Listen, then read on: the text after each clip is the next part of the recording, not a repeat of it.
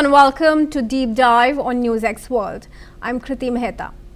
Today we turn to Israel, not the battlefield in Gaza, not the northern front with Hezbollah, but the very heart of power. A scandal that has shaken Israel's political system, rocked its security establishment, and raised a question many Israelis never thought they'd have to ask. Who was really working for whom at the top of the government during wartime? This is Qatargate, and it may become one of the most damaging political affairs in Israel's history. Let's break it down. At the center of the storm, Prime Minister Benjamin Netanyahu. Not yet a suspect, but surrounded, literally, by aides now accused of acting as paid lobbyists for Qatar, a state that has allegedly funds for Hamas, while simultaneously working inside the Prime Minister's office during the time of war. Israel was fighting Hamas. Israeli soldiers were dying. Hostages were still in Gaza. And according to investigators, now Netanyahu's inner circle was pushing pro-Qatar messaging inside Israel's media and political system. The key names: Jonathan Urich, who's Netanyahu's top advisor; Eli Feldstein, his military affairs spokesman. Both arrested, both accused of contact with a foreign agent, bribery, fraud, and breach of trust. Police and Shin Bet say they worked with a Qatari paid lobbying network to whitewash Qatar's role and undermine Egypt, one of Israel's key mediators in ceasefire talks. WhatsApp messages show fabricated quotes attributed to senior Israeli security officials and senior American officials. Even worse, they allegedly coordinated directly with the pro-Netanyahu TV channel to shape news stories to match Qatari talking points. This is where the scandal turns explosive. Former Prime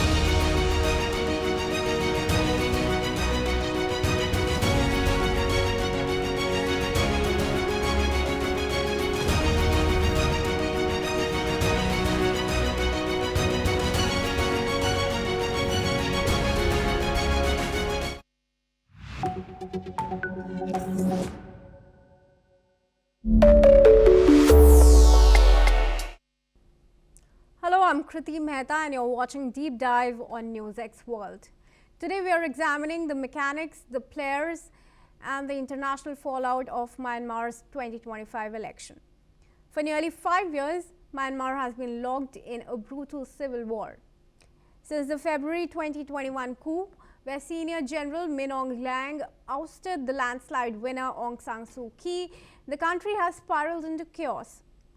Today, the junta control is estimated to be as low as 21% of the territory, yet they are pushing forward with a vote. To understand why this is happening, we have to look at what the military lost. In 2020, the National League for Democracy, or the NLD, won 396 out of 476 available in Parliament. The military-backed party, the Union Solidarity and Development Party, or the USDP, was humiliated. The military claimed electoral fraud to justify its coup, despite international monitors finding no evidence. Now, after years of sanctions and being treated as a pariah state, the junta needs a reset.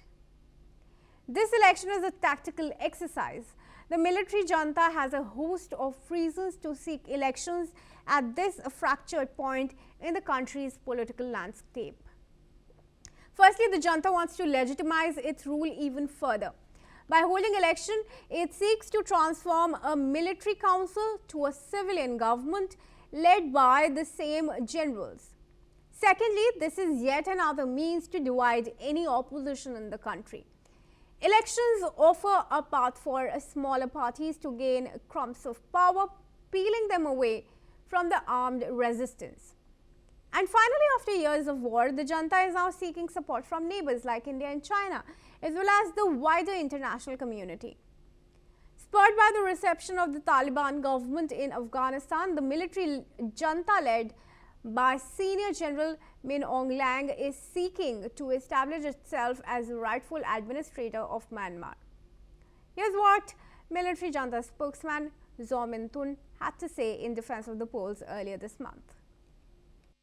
ပြောချင်ပါတယ်နောက်တစ်ခုကတော့ရွေးကောက်ပွဲကမြန်မာနိုင်ငံအတွက်လှုပ်တာလေကျွန်တော်မြန်မာပြည်သူလူထုအတွက်လှုပ်တာရွေးကောက်ပွဲကနိုင်ငံတကာအတွက်လှုပ်ဝေးတာမှမဟုတ်တာမြန်မာနိုင်ငံအဲ့တော့အပြစ်တင်နေတဲ့သူတွေကအပြစ်တင်နိုင်ပါတယ်နော်ကျွန်တော်တို့အနေနဲ့ကတော့ကျွန်တော်တို့ရဲ့မူလရည်မှန်းချက်ဖြစ်တဲ့ဒါပါတီစုံဒီမိုကရေစီစနစ်ကိုပြန်သွားနိုင်ရင်ကျွန်တော်တို့ဆောင်ရွက်သွားပါမယ်ဒီမိုကရေစီနဲ့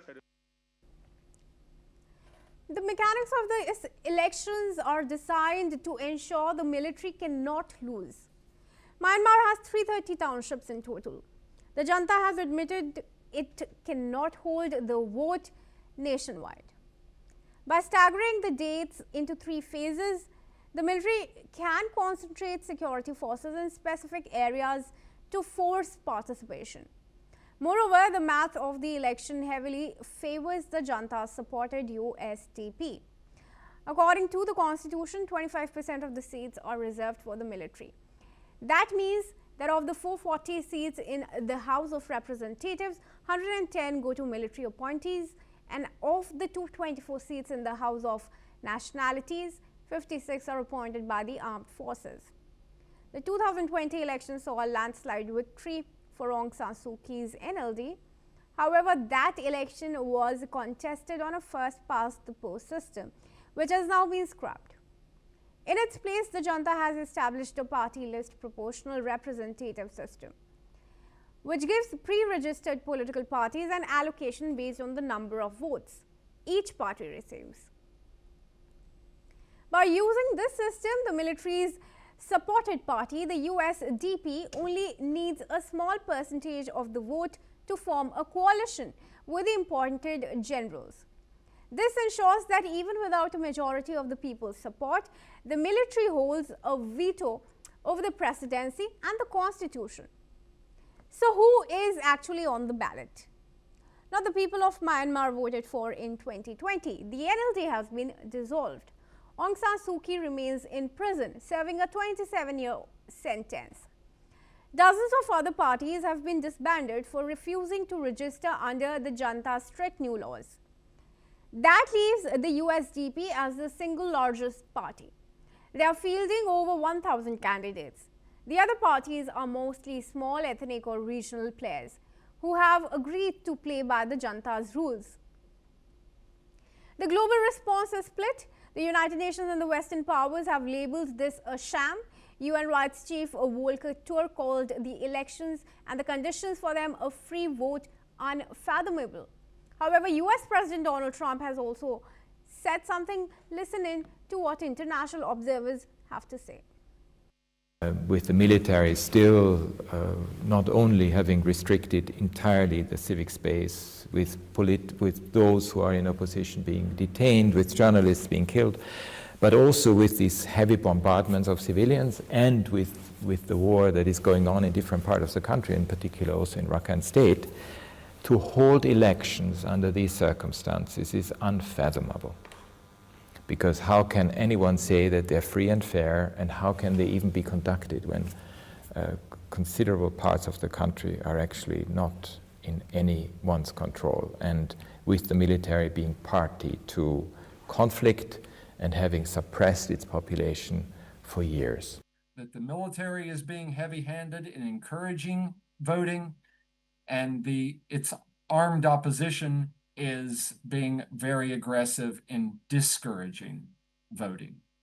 So it is a very fraught process where civilians are the ones caught in the middle. There's a real worry that this electronic surveillance technology is going to be used to monitor how people are voting, and that so that when people are sort of forced to go and cast a ballot, that they're going to then know who they voted for or if they voted. And then that also raises the added concern that then that information will also be easily, found out by the armed opposition. And so again, the civilians fear being caught between the two warring sides. However, Myanmar's neighbors are taking a pragmatic approach. China and India, wary of the instability on their borders, have signaled support for the transition. For them, a stable military-led government is preferable to a chaotic civil war. To discuss all of this and more, joining us today is Ross Feingold. He's a political analyst and joins us from Taipei in Taiwan. Thank you once again, Mr. Feingold, for making yourself available for this episode of Deep Dive. We appreciate you joining us. Now, let me just start by asking my first question to you. The resistance forces have demanded the military's total withdrawal from politics as a prerequisite for peace. If the military uses this election to install a civilian proxy government, does that fundamentally close the door on any future negotiated settlement, or could it paradoxically provide a new channel for dialogue? Of post-World War II independent Burma or Myanmar. The reality is, for most of this period, the military has ruled either directly or indirectly through military-aligned political parties, which were basically just a front for the military. There have been brief periods of democracy as well, most recently in the 2010s, when under international pressure, following a devastating cyclone as well, that the military did give way in 2015 and pass power to a democratically elected political party. Now, that political party, led by Aung San Suu Kyi, was returned to power in the 2020 election, which the military, as you've been explaining, then overturned that result with a military coup. So at most, we could say it looks unlikely in the near term that there will be negotiation or a transition back to a truly democratically elected government. However, it's certainly possible that in the future, with international pressure, that the situation could change again and the military could relent. What looks difficult, but is still also another possibility, is that the military revolt, the rebellion, the insurrection, however one wants to describe it, led by the former government's aligned military units, is successful in overthrowing whatever government emerges from these upcoming elections. So there's also the possibility that through the use of force, the pro-democracy parties and militia can successfully return the country to democracy. However, that last option does look unlikely in the near term. All right, Mr. Feingold, now the military is also introducing 50,000 electronic voting machines and utilizing biometric tracking for this election. How much of this is about efficiency, in your opinion, and how much is it actually a test case for a new form of digital authoritarianism that other regimes in the region might look to emulate? The reality is that many countries in Southeast Asia have had different types of electoral systems. Even one-party states have some sorts of votes. It's not a free and fair, fully democratic election the way we might look at it in the West or in India. But the reason why I'm mentioning this is even long before the digital age, political control could be exercised through even monitoring paper ballots or intimidating voters. So the fact that it's shifting to electronic is interesting, but it doesn't really change the result. It just gives those who want to maintain power by force or intimidation another option to do so. Now, they might cite the data to the international community and say, we have the data that shows we didn't stuff the ballot boxes with fake paper ballots like might have occurred in decades past.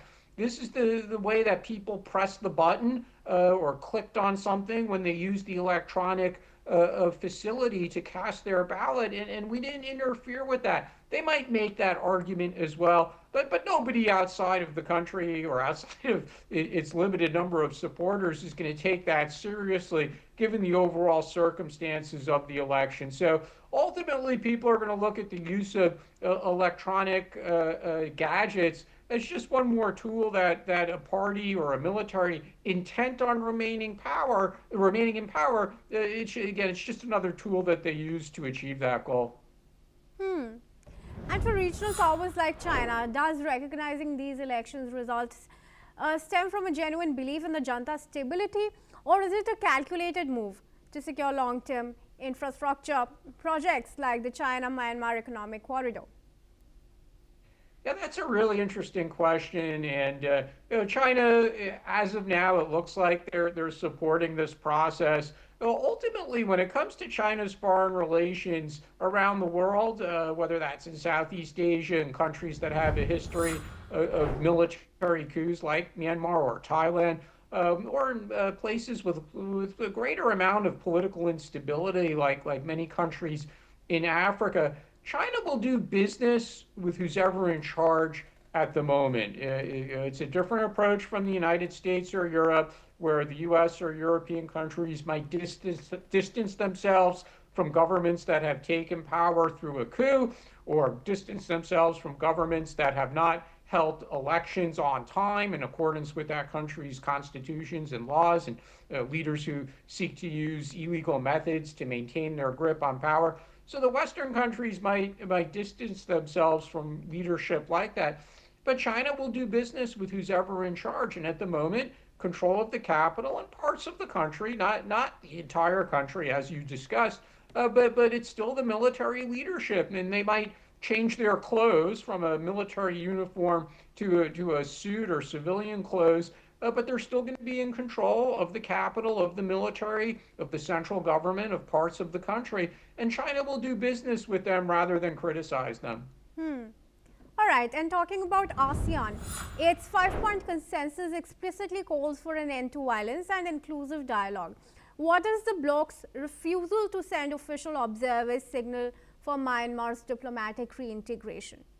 And is it possible that ASEAN member states may in the future break rank to engage with a newly civilian government? ASEAN has struggled with coming up with effective policies in response to the coup and the civil war in Myanmar. And that's been the situation for the nearly 5 years since the coup occurred in February of 2021. And ASEAN's been criticized for that. On the other hand, as you mentioned, ASEAN operates by consensus, and the member countries are reluctant to see a break in their ranks, because if that were to occur, it would have implications for ASEAN's approach to a number of other different issues as well. And again, the way of doing business has been through unity and consensus, which has its good points and its bad points. And the bad point is very obvious in this situation, is it really has prevented an effective policy to dealing with Myanmar. So at a minimum, they could take this action that says, well, we're not going to send observers. We're not really going to condone this election. We're not going to jump up and down and say what a great thing it is. So that seems to be the direction that ASEAN has decided to go. At the same time, they're not going to publicly say how horrible you are and you're terrible people. We're not going to interact with you either. So ultimately, now that we've reached the end of this year, this issue falls to the incoming chairperson of ASEAN for 2026, which is the Philippines and President Marcos. And is he going to have some new approach? Is he going to deal with the civilian government that takes office after this election cycle? Frankly, at the moment, we simply don't know. And the challenge for President Marcos is he's very busy with domestic scandals, a growing corruption scandal in which his government or people close to his government are implicated. So that's going to take a lot of his attention in the coming months. And his main issue as chairman of ASEAN, frankly, is South China Sea and responding to China. How much time or interest he's going to show in Myanmar, it's really unknown at the moment. All right, and let's also now talk about Trump. Finally, where on one end, international observers like the UN and Amnesty have called this election a sham. US President Donald Trump has spoken about the improved conditions in the country and has engaged directly with the junta for deals involving rare earth minerals. What do you make of this in the context of similar moves made by the US and troubled nations across the world?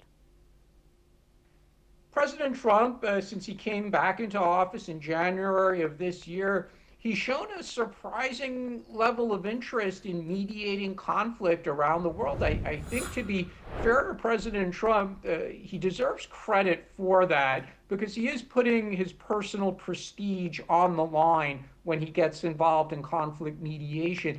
And I think he surprised a lot of people around the world with his willingness to take an interest in this aspect of international relations and global events. That being said, up to now, most of the conflicts that he's mediated in have been more clear. It's A versus B. It's either country versus countries, for example, in the situation of Azerbaijan and Armenia, or it's Group A versus Group B, where it's quite clear who the parties in the conflict are. The situation in Myanmar is far more complex. It's not just the government or the military-led government and its future civilian version after the election versus the former government. There are the many ethnic-based militia groups that have been fighting the central government on and off ever since independence after World War II. So this is a much more complex situation. Plus, it also involves other external actors, most notably China, and to a lesser extent, ASEAN as well. So this is one situation that's really complex. And whether or not President Trump wants to get deeply involved in it remains to be seen. Sure. Well, I'd leave it at that. But thank you very much, Mr. Feingold, for joining me in this discussion here at NewsX World. With that, viewers, it's a wrap on this episode of Deep Dive. Thank you for staying tuned to NewsX World for all major international news and updates.